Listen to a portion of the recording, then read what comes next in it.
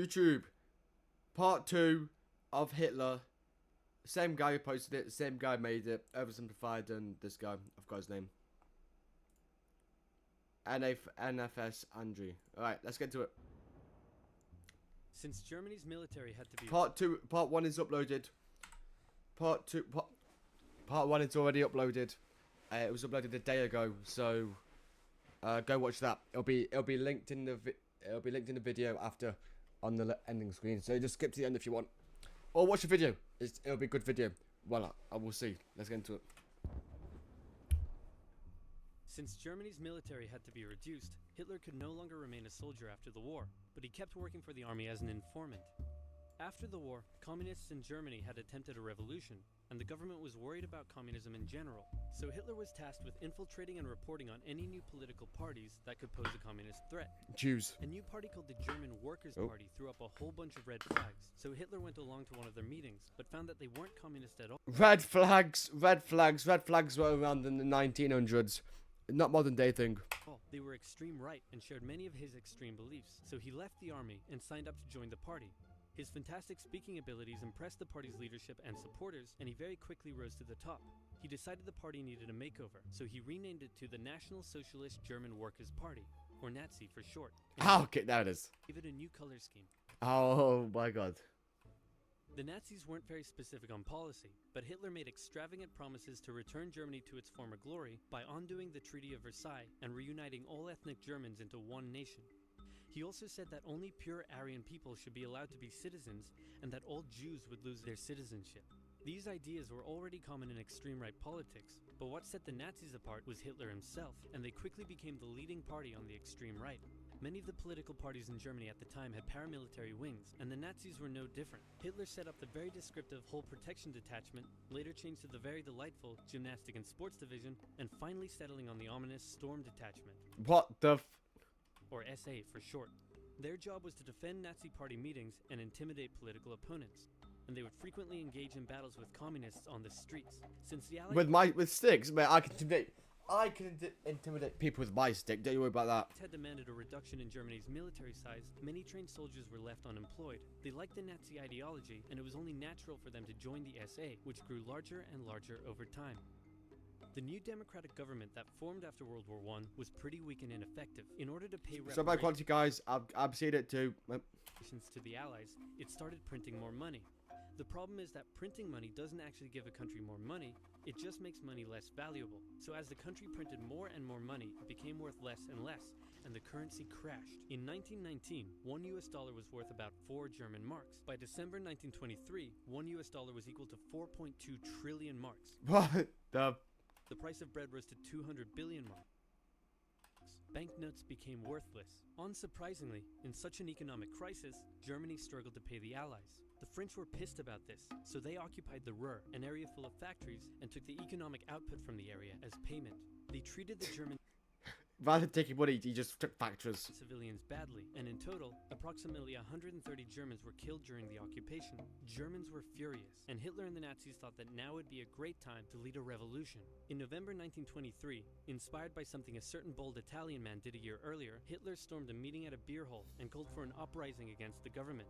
With his supporters, he marched on the streets of Munich, hoping the police would join his side. They did not. Just a sudden switch of like, they did not.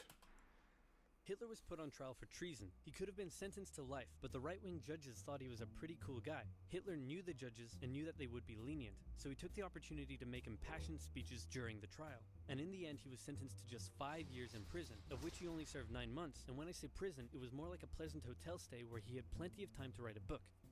The whole affair was covered by the media nationwide, and it made Hitler famous. Hitler and his extreme message were now known throughout Germany, but the everyday German still didn't care much for him. In the 1928 election, the Nazis only won about 2% of the vote. Many were still intimidated by all the violence and the shouting and how unpolitician-like he was. But there's the mustache. A new economic crisis would change all of that. To help Germany pay its reparations, America agreed to give it loans. In October 1920, so America helped them start the war and then finish them off in the war. Classic America. 1929, the Wall Street crash happened, and America wanted its money back. The economic strain this put on an already struggling Germany was severe.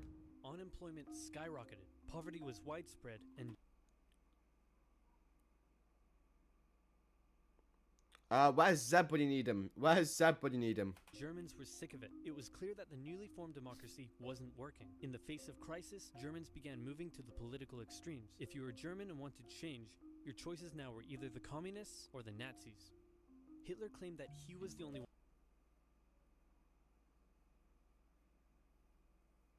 Yeah.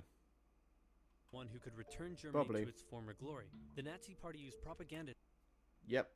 Thank you very much. Thank you very much, Bendy Gamer. I hope I don't know which way it bends. to make Hitler seem like a great and powerful man, and they gave the German people a scapegoat to blame for all their suffering. The promise of a single strong dictator was a breath of fresh air for Germans after years of failing democracy. Some bought into his extreme ideology. Some didn't agree with the racism, but were willing to vote for him anyway. Many didn't know much about politics at all, but just got caught up in the hype. Election after election, the Nazis became more and more popular, until in 1932, they became the biggest party in the German parliament. Hitler came to truly believe that he was some sort of great, destined savior of Germany. He turned megalomaniac. He decided to run for president, and did I thought he did. surprisingly well, but still lost to the extremely popular World War I general, Paul von Hindenburg. Heisenberg. Oh, okay. Since he was now the leader of the biggest party, though, he demanded President Hindenburg make him chancellor. But Hindenburg was reluctant, seeing that Hitler was clearly such a big racist. Industry leaders urged Hindenburg to give Hitler the chancellorship, fearing the rising support for communism, and leader of the Center Party von Papen, who had been secretly negotiating with Hitler, said to Hindenburg, "How about we make Hitler chancellor on the condition that I get to be vice-chancellor and most government jobs go to us moderate conservatives? That way, I'll get to keep my power, we'll get to keep our power and we'll control Hitler like he's our angry little puppet." What could possibly go wrong? Germany doesn't deserve hate for World War II. Germany did nothing. Austria did all the pain, technically. As it turned out, Honestly, I don't really know much about World War II. That's why I watched the video. Yes, I also speak English. Thank you. That's actually very helpful. everything. Hitler became Chancellor of Germany in January 1933, but he was not yet a dictator. In February, the German parliament building was set on fire. Historians still aren't sure who did it, and many suspect the Nazis did it themselves, but Hitler blamed the communists, and he convinced President Hindenburg to sign an emergency decree allowing him to imprison all communists and other political opponents. What? Communists and others were sent off to the first concentration Oh, this isn't World War II, this is Hitler. camp My bad. in Dachau. At this time, the elderly President Hindenburg passed away, giving Hitler the perfect opportunity. He introduced a law to Parliament that would allow him to make all future laws and decisions entirely on his own. What? How did this get passed? With his political opponents in prison and yes, intimidating others, Hitler's law passed. Just 2 months after becoming Chancellor, They're all pointing the wrong way. Which way are we going? Hitler was now a dictator. He still had one problem. The leader of the SA wanted the SA to take over the job of the regular German army, and the German army didn't like that idea. Hitler needed to maintain the support of his professionally trained German army, more so than his rough and rowdy What's going on in the far corner over there, guys? This is a kid's shadow here. Calm yourself down. SA. So one night in June 1934, he had Röhm and many other of his own SA officers rounded up and murdered.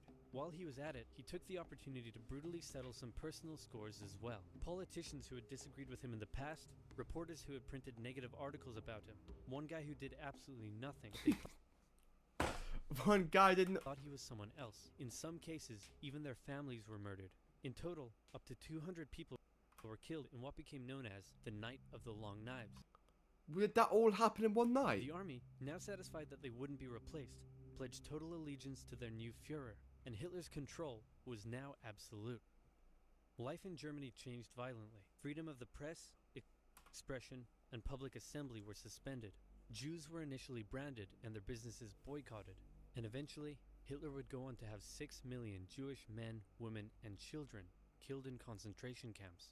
Hundreds of thousands of people were forced into sterilization for physical and mental imperfections. The Hitler Youth became a way to brainwash the young.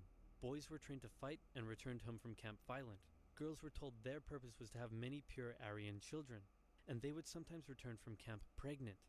When their parents were understandably horrified, their children would threaten to turn them over to the Gestapo for standing in the way of Germany's greatness. The standard greeting changed, and you could be sent to a concentration camp for not using it. This way, it seemed like everyone was a Nazi supporter. If you dared oppose Hitler or speak out against him in any way, you also would be sent to a concentration camp. German nationalism captivated the young Adolf. Extreme ideology and anti-Semitism festered in him as a young man living a hard life on the streets. Germany's defeat in the First World War filled him with hatred and a thirst for vengeance. A political movement that treated him like a god, and hundreds of thousands looking up to him as their savior, made him a megalomaniac. And soon, his aggressive foreign policies would drag the world into a second tragic global conflict, otherwise known as World War II.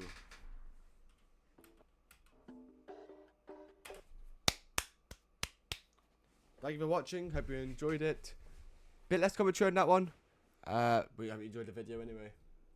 Like, subscribe. Thank you very much. Check the socials. Find them everywhere. Just follow the links. Click follow. Click subscribe. Click like. Type a few words in the comment section, and we'll be goated. Sauce. I like the sauce. Goodbye.